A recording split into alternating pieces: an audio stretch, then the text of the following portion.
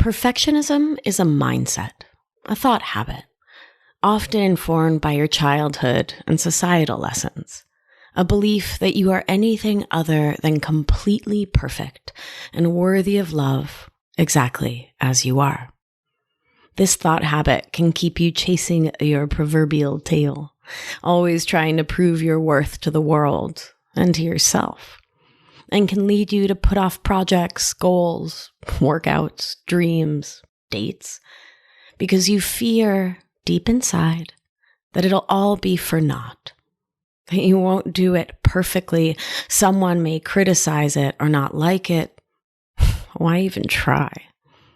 So you procrastinate and spin and worry, strengthening that old thought pattern in your mind, body, spirit.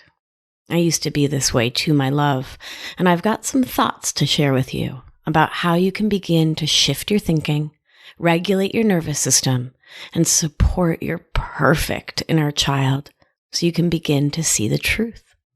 You're already perfect, regardless of what you do. Ready to hear all about it? Keep listening. It's gonna be a good one. You're listening to Feminist Wellness, the only podcast that combines functional medicine, life coaching, and feminism to teach smart women how to reclaim their power and restore their health. Here's your host, nurse practitioner, functional medicine expert, herbalist, and life coach, Victoria Albina. Hello, my love. I hope this finds you doing so well. These are some fascinating times we're living in. I am recording this as the COVID-19 everything is happening all around us. And before I dive in to talk about perfectionism, I want to remind you that fear, worry, anxiety, panic, these feelings, these experiences are natural, normal, and do not serve you. I want to encourage you to remember the basics. Hand washing, don't hang out in huge groups. It's not the moment to be shaking lots of hands at networking events or whatever. It's a time for lots of sleep, lots of true, deep self-care, self-love. It's a time for gentle movement. It's a time for rest, reconnecting with ourselves, with nature, with our hearts. And it's a time to say, I'm not going to panic right now. This virus, it's a novel version of a virus, but if we look back on human history, things like this have always happened. And what we get to do is to center ourselves, to connect with our neighbors, to know who's insulin dependent, who may need some extra help, who might need some extra food right now, who might need some toilet paper. But it's not a time to freak out. And I have a master's degree in public health. I've worked in infectious disease. I've worked in international, global public health. It's not a time for worry. It's a time to wash your hands, say your prayers, and connect with yourself and the people you love. All will be exactly what it will be. This is what I have to share with you. Okay, my loves, deep breath in and out.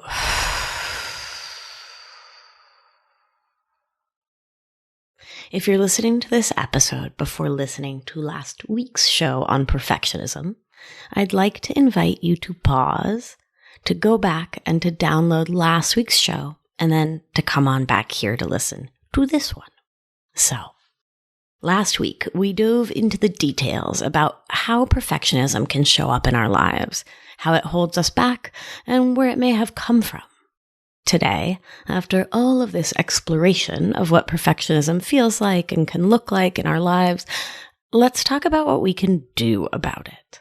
And the good news is there are so many ways to work with and support ourselves, to loosen the destructive grip of perfectionism, to change the story.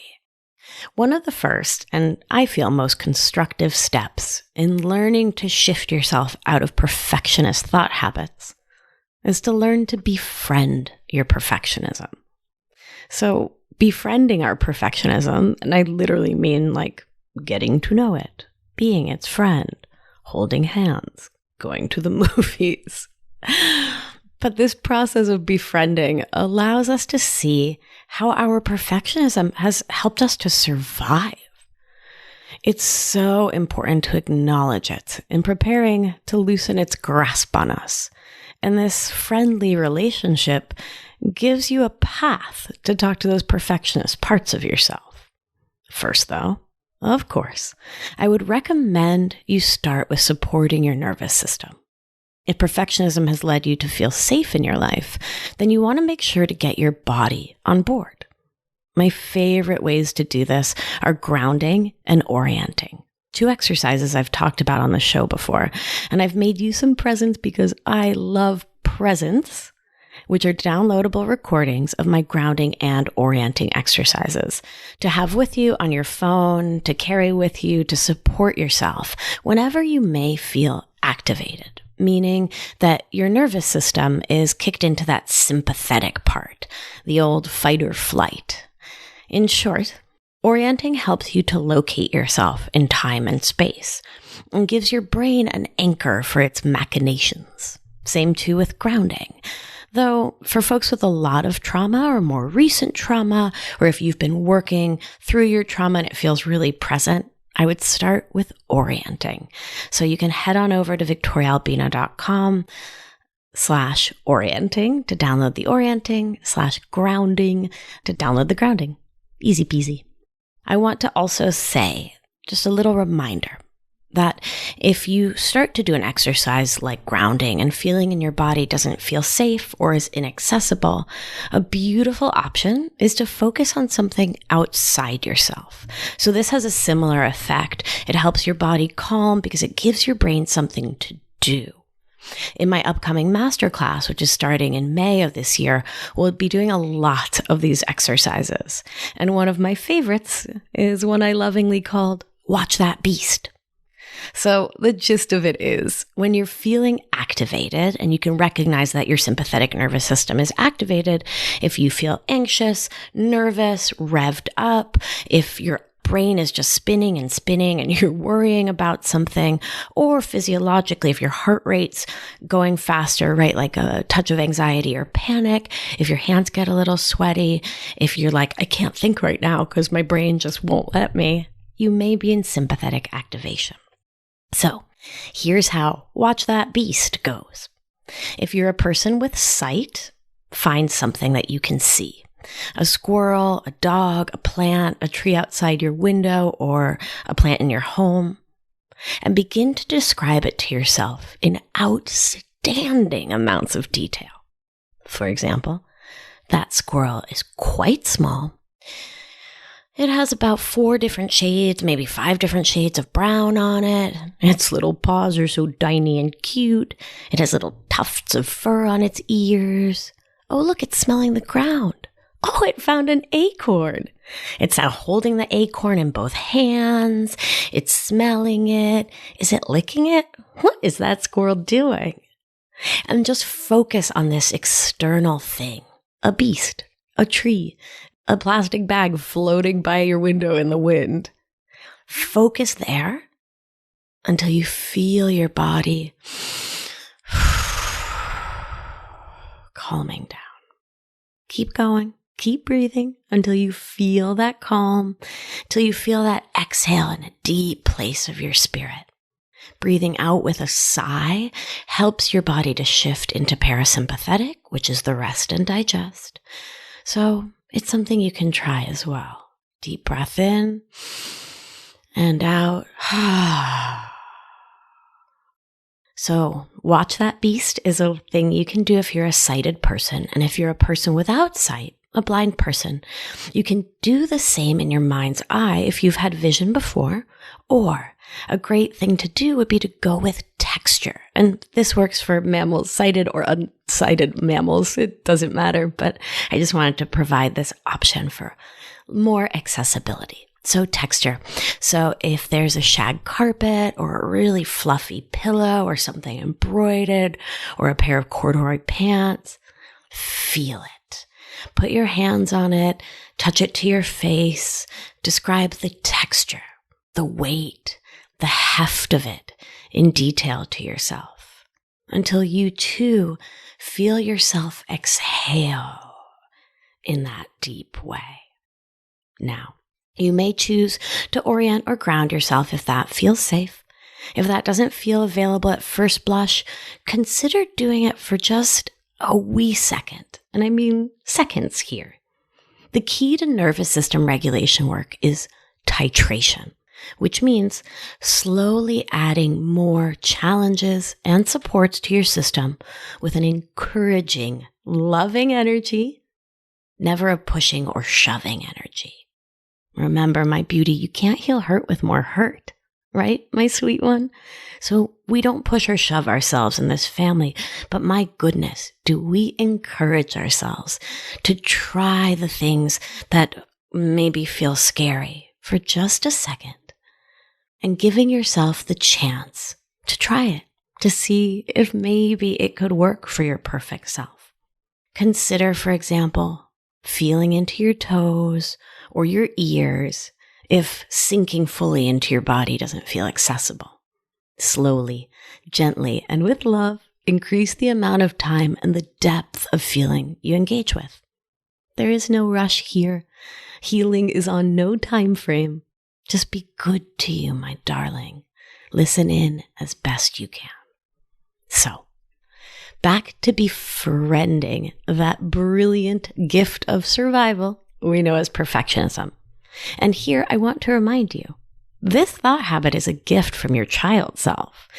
It just no longer serves you now. Like, your childhood sweater, right? So think of a sweater that you had as a little kid. It likely doesn't fit your adult body now. It's not a bad sweater, and it kept you warm back in the day. It just doesn't serve you now because it's a toddler size 3 and you're a grown-up size whatever. So, a good way to get to know your inner perfectionist is to imagine them, again in vivid detail. You may want to draw them, or write a bullet point list of their characteristics, or detail them in your mind's eye. Get to know what your perfectionist sounds like. Does it have a shrill, insistent voice? Is it barky and demanding? That wasn't very barky, was it? Is it demure and cutting? What does it look like? Is it tall, broad-shouldered with menacing eyes? Is it scowling with angry eyes? Does it wear nothing but finely pressed suits? What does it smell like? Rotting bananas? Chanel number whatever? Once you have the picture of your perfectionist, you might ask them what they most need. Often, the deeper answer here is that they need a friend. A person to be kind to them, a listening ear, understanding, compassion, to be told that they're already perfect and don't have to keep attempting to prove themselves. See if you can imagine giving them some of that care. The truth is that our inner perfectionist can be and is your friend, because all in all, this is just a part of you. And this part of you, which is not all of you, is really just looking to protect you and thinks it needs to earn love. And above all, it wants to avoid being rejected. If you can remember this, you can develop tender feelings and a kind relationship to these parts of yourself. So, now that you are friends, even just acquaintances with your inner perfectionist, you have a better chance of changing your story about what it is that gets you motivated and what helps you to achieve what you want to achieve. Remembering motivation's just a thought, and it's one that perfectionist thinking can attempt to block if you're not bringing your awareness to it. So you get to ask, what is the story that we, me and my perfectionist, are telling us here? Have you decided that you are a failure because you made a mistake? So that makes you like some kind of bad, unworthy friend, lover, boss, employee, cousin? Have you and your perfectionist decided that you are a failure because you weren't able to read someone's mind and anticipate their needs? Making note, of course, that that kind of a thought is a hallmark of codependent thinking, which we talked all about very recently in episodes 54 and 55, and way back in the day in episodes 29 and 30. Have you and your perfectionist decided that you are a failure because you experienced something difficult, something challenging, something that stretched you, pushed you? And maybe the outcome of that event, that something difficult, was not what you wanted. If these are your thoughts, or if you have similar thoughts, it's most likely that everything you think or feel or happens will bolster these thoughts. And what doesn't fit or goes against these ideas of yourself will get tossed out. Like when your mom says, "You're so pretty," and your brain's like, "You have to think that, you're my mom." So the story needs to change. And the story can change because we are not our thoughts. Thoughts come and go like the weather.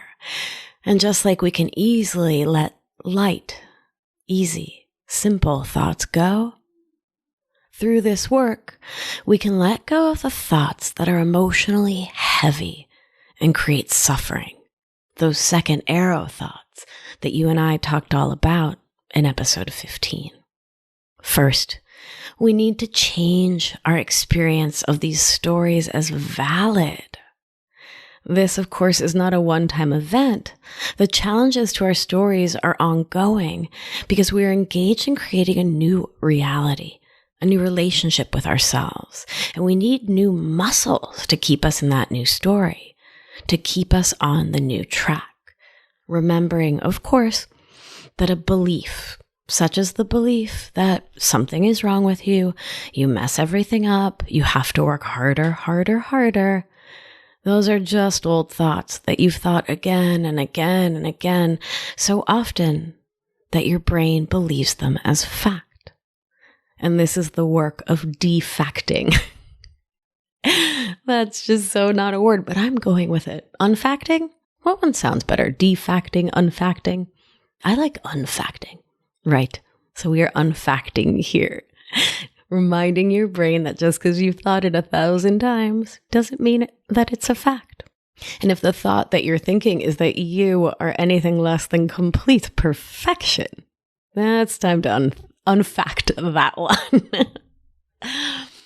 Okay. And so some challenges that you may ask yourself and your perfectionist, that inner perfectionist voice, might be, does worrying really make us more successful? And if we turn away from worry, what can we do instead? Pro tip here, self-love and acceptance is the other option of what you can do instead of worrying.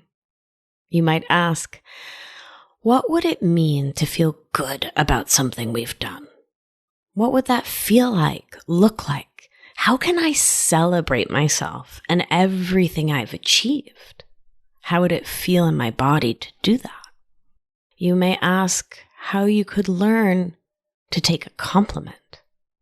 How might learning to take a compliment, to accept that someone else thinks something good about me, bring me out of the familiar and often comfortable place of feeling bad about myself? And how might this allow me to be closer to others and to show myself more love?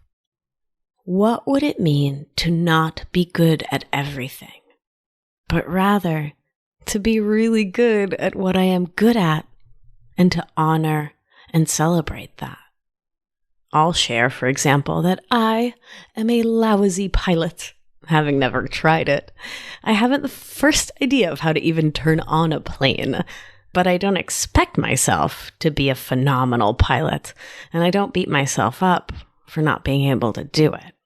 Instead, I focus on my strengths: coaching, loving others unconditionally, having amazing hair, being hilarious.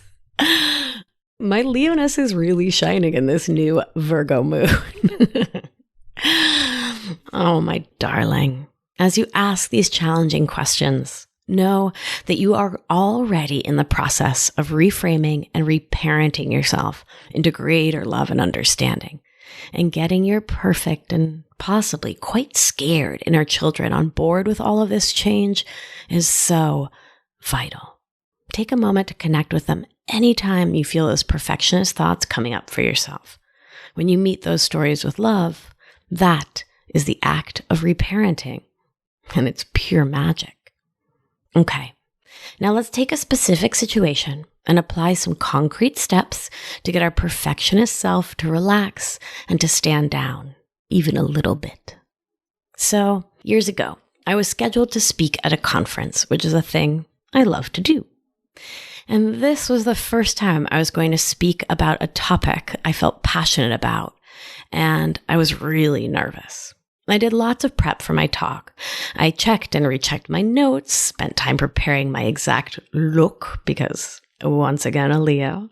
I ate a really good breakfast. I worked out in the morning. I got to the conference hall ahead of schedule. I was so ready to go. After checking in, I found a nice, comfortable spot to sit, and I started to calm myself, to take in the environment as the other participants wandered in. Out of the corner of my eye, I saw an old professor of mine. I'd been in her class many years before, and despite my best efforts, I'd only gotten a B in her class, which my perfectionist self was like, that is terrible, and evidence of that you're just a horrible student, on and on. So when I got that B, I'd felt like an utter failure. And with a sigh, I'll say that I had sort of steered away from taking courses in this professor's area of interest, which is like a big fallout from perfectionism. We'll come back to that in some other time. So I started to get really anxious. I wouldn't call it panic exactly, but I felt a lot of fear, anxiety, shame. My perfectionist saw an opening as I started to remember how lousy I felt to see that B at the end of this woman's class. And my perfectionist started in on me. She started saying, there was no reason to get a B in that class, Vic. You really didn't try hard enough. You could have put in more effort. And man, I can't even believe she's here. Like, what? Is she here to see me fail again? I feel like I can never get a break. Like, I worked so hard on this and like, I'm so ready to go. And then like, why is this professor here? You know what? I'm just like, there's no point to step in, to step up, to speak. I have nothing to say. I'm just going to totally F this up. Like, I F up everything. This is a disaster. Okay, I'm going to tell these people I'm going to bail. These shoes are totally wrong with this outfit. You know what? They look terrible on me. On and on she chimed in this deafening manner. So, what do we do in a situation like this where your inner critic, your inner perfectionist is going all out on you? Well, first, we breathe. Orient yourself to time and space. Ground yourself. Perhaps do a quick round of watch that beast or feel that fabric. And then call out what your perfectionist is saying about what you've done or said or thought. Ask yourself, is it a judgment, a scare tactic, an insult, a demeaning name, a conclusion, a prediction of a crisis? So in this moment, if I were to call her out, I'd have to say she was judging me hard, shaming me, moving me into full crisis mode. Next, look for the actual evidence. Give your perfectionist a little love, and then be in the evidence. Is there anything you can see that might tell you you are not a failure and that other humans might make similar errors because we're humans? Try to see the situation through the eyes of someone you love and trust, as though they were standing right in front of you or right to your side, and ask yourself, what do they see when they look at me? Perhaps, literally, ask someone you trust to tell you how they would understand the situation and what they would think of you. This internal and perhaps external scanning of evidence helps you to reframe the situation and frees you up to choose your thoughts with greater accuracy. So, in this situation, I'd give my perfectionist self some warmth and love, and I could say to it, I think you're afraid. I get it. You feel like a failure. After that B, you just didn't feel the same kind of confidence taking the course with the same professor or in her field. And that's okay. You didn't know how to manage your mind yet. And here we are, in the here and now. And you, my love, are so well prepared. You've been studying and working in this area of wellness, of psychology, for so many years now. You have lots of valuable experience. People in the room are here to see you. And boy, do they look excited. I may call in a beloved ally as a resource. If my best friend was standing in front of me, what would they say? They would tell me, Vic, well, let me just be honest I'm thinking of my beloved friend Elia. Elia would look at me and say, Victory, which is what they call me. Cut the crap. This is not real. You are not a failure. You're so amazing and successful, and everyone's going to love your talk. You're such a nerd, which is, of course, the greatest compliment in my world. And just hearing that in my own mind, in my own heart, my thoughts and the thoughts and feels of someone I love really makes that perfectionist start to shrink. The next thing I would do would be to try to stay out of black and white thinking and to begin to move into the gray. Let yourself entertain the idea that it's not one thing or the other, success or failure, and challenge yourself to think that most of life is somewhere in the glorious gray. In this situation, I would maybe say to myself, my talk is not a failure yet. Sure, it may not be amazing, but it can be really good. I can do a solid, good job, and some of the participants will be very happy that they attended. And in this moment of stepping into that gray, you can remind yourself, there is no need for A+ thinking when a B+ will do just fine. B+ work is work that is done, that is published, that is sent in, that is on the editor's table, that is ready to go. A+ work is the work you perseverate on, making yourself feel worried about. The work you procrastinate on and do the last minute, robbing yourself of peace and calm and love in your heart. If I were to do a B+ talk, that would be just a delight. Thank you very much. If we are being friends with our perfectionist, showing that little creature within some love, seeing them in a heart-focused way, we can give them the benefit of the doubt.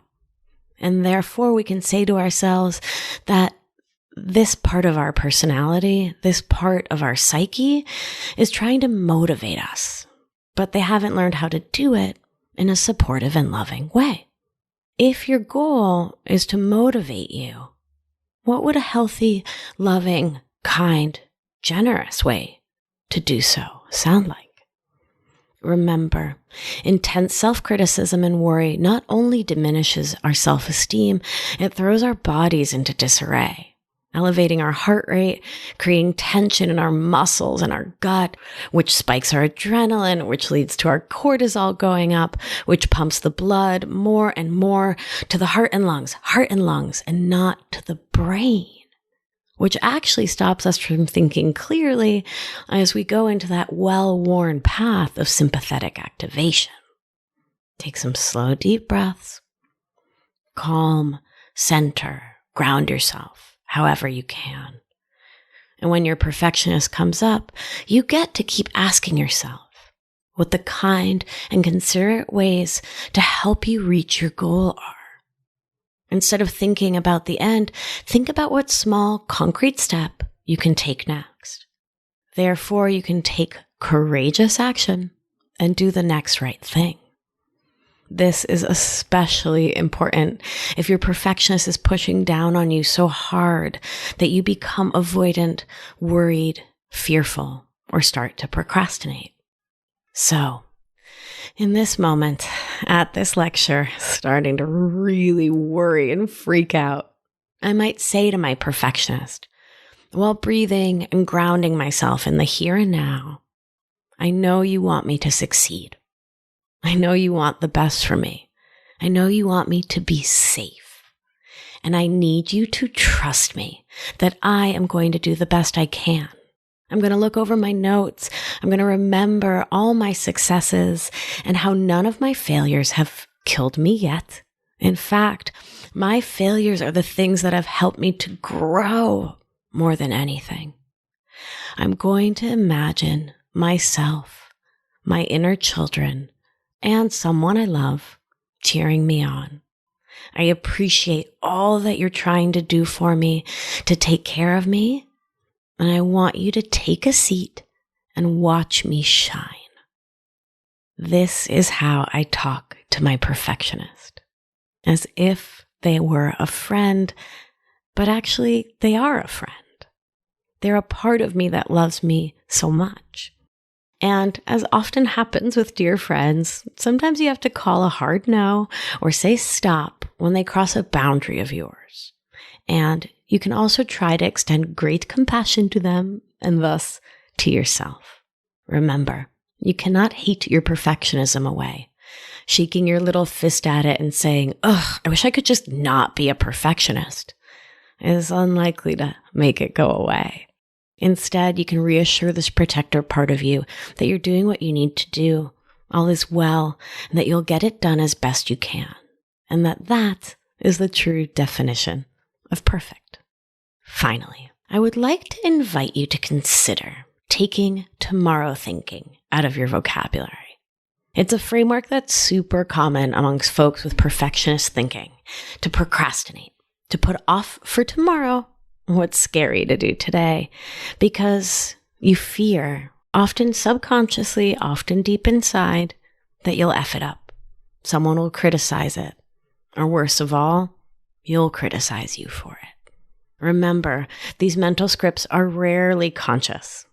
Few of us are walking around saying, writing that report for my new boss is really kicking up my perfectionist habits. So I'll just put it off until the last minute and then I'll throw it together under intense pressure as a way to evidence to myself that I'm not worthy of my boss's praise and support.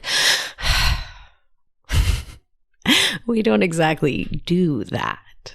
Your brain just does what brains do when we're not minding them, when we're not managing them, when they don't have our attention. So your brain buffers. It pushes away the challenging thoughts and makes you feel numb, distracted, unfocused, not in your body.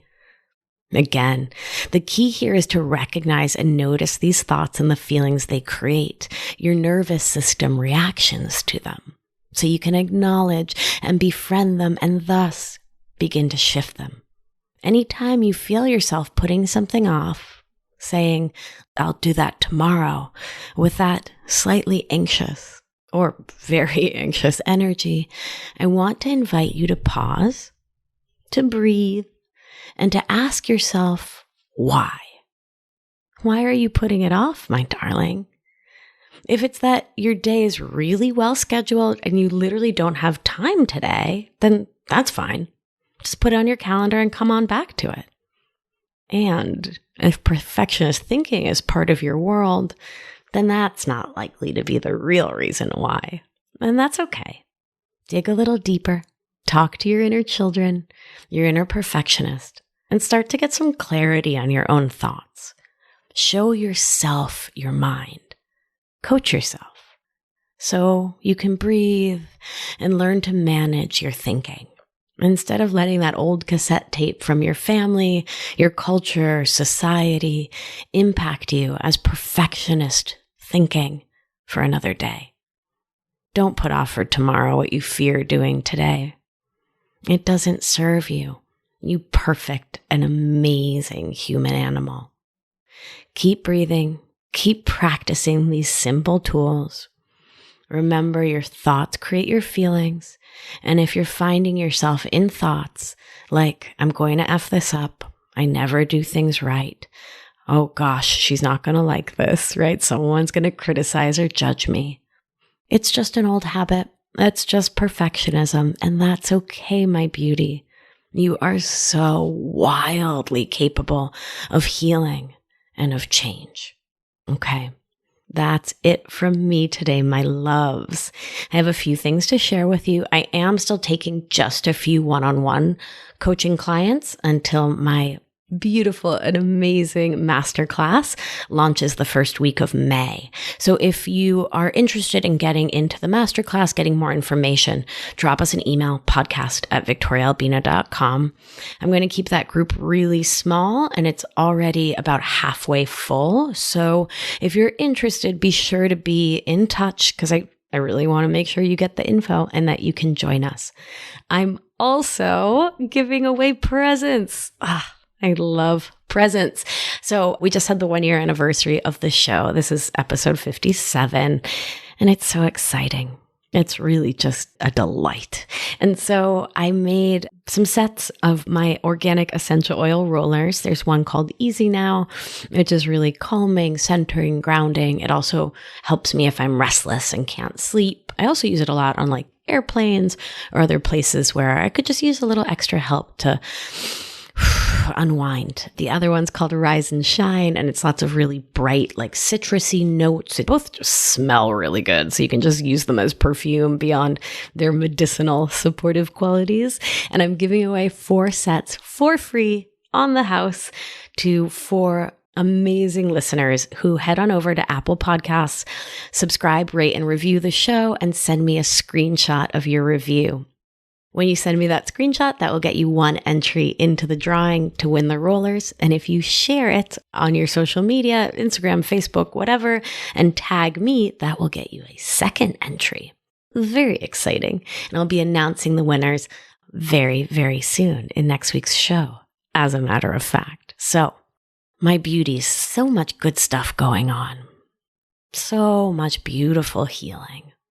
All right, let's take a big deep breath in together. And out. Remember, you are safe. You are held. You are loved. And when one of us heals, we help heal the world. Be well, my darling. You are loved. Thank you for listening to this week's episode of Feminist Wellness. If you like what you've heard, head to victoriaalbina.com to learn more.